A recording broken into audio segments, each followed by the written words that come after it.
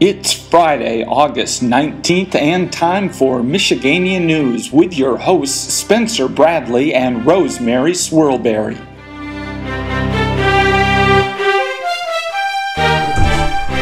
Good evening, Michigania. I'm Spencer Bradley.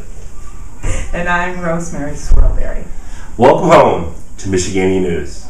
In our top story tonight, a victory for late potty trainers nationwide. The Supreme Court ruled that 3-year-old Emma Davis could not be excluded from the 3-4 nursery because she isn't potty trained. Justice Ruth Bader Ginsburg, representing the majority opinion, stated that if people who wear diapers are excluded from certain activities, then half of the justices wouldn't go out much. Back to you, Spence. Thank you, Rosemary.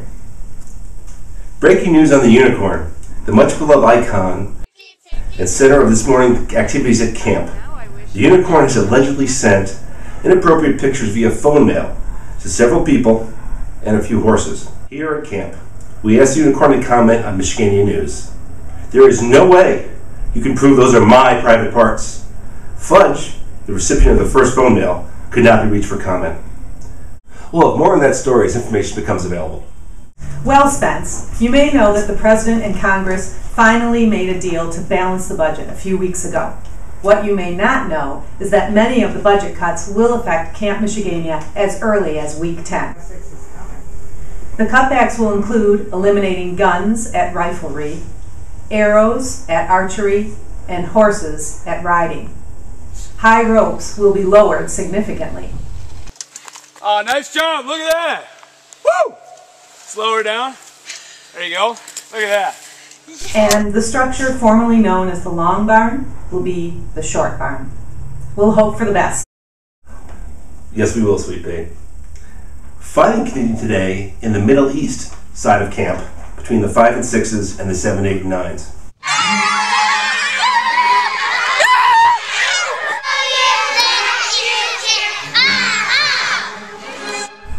Intelligence sources reported the 5-6s gained control of Puff's Cave, and while the resistant forces retreated to the North Beachhead. The 5-6s cut off the supply lines to opposing forces by capturing and detaining the cooking area. In sports news, the staff once again beat the campers at men's volleyball Wednesday night, making it their 247th consecutive win.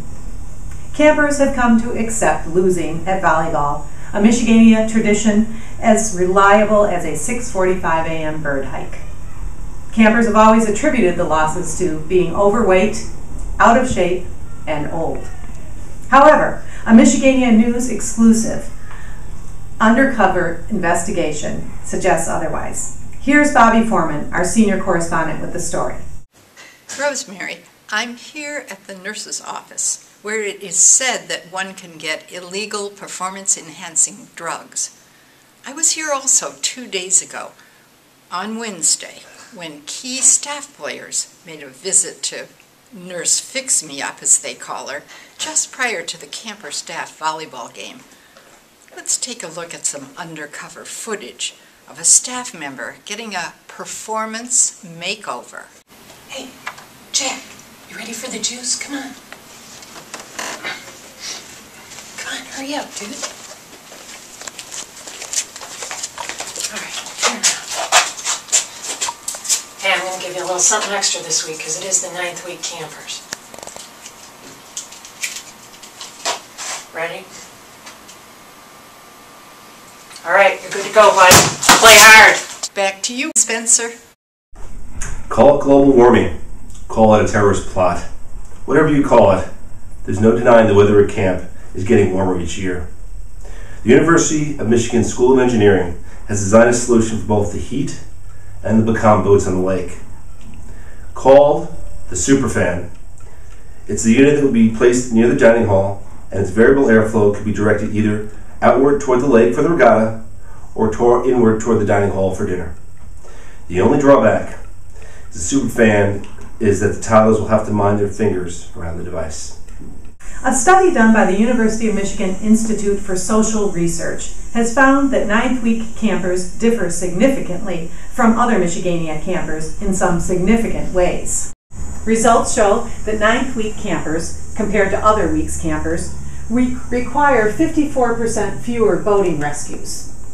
They feature faculty forum speakers that are 37% better looking, have a 66% better aim with the yogurt machine, are 23% more likely to use the correct composting containers, and have 15% fewer adults sneaking tater tots from the kids' corner.